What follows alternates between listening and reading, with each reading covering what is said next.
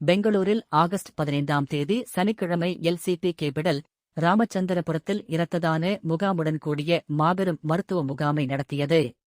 ஐபிடிஜி lion doctor திரு G மோகன், lion திருமதி சாரதா மோகன் அவர்களுடனும், இரண்டாவது VDG lion Rajan, lion Ramani Rajan, அருட்தந்தை கவுன்சிலர் திருமதி குயின் எலிசபெத் அவர்களும் முகாமை தொடக்கி வைத்தனர்.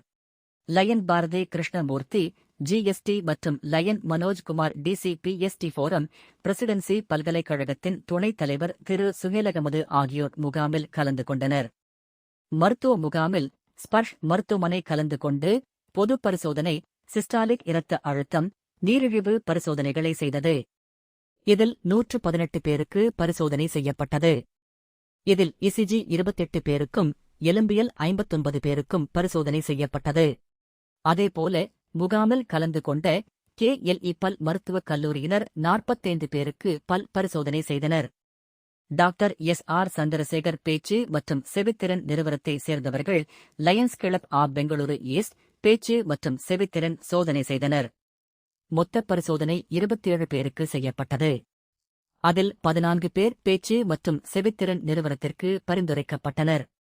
செவித்திறன் பரிசோதனைக்கு 13 பேர் பரிந்துரைக்கப்பட்டனர்.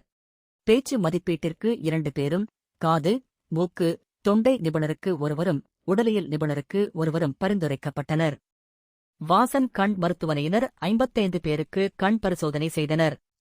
அதில் 21 பேர் புரை எடுக்க பரிந்துரைக்கப்பட்டது.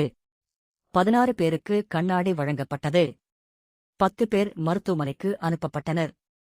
வறுமை கோட்டிற்கு கீழ் உள்ளவர்கள் மட்டுமின்றி அனைவருக்கும் இலவச கண்ணாடிகள் வழங்கப்பட்டது. லயன்ஸ் இரத்த மையம், மாவட்டம் 31/7A சார்பில் இரத்த தான முகாம் நடைபெற்றது. அதன் மூலம் 16 யூனிட் இரத்தம் கிடைத்தது.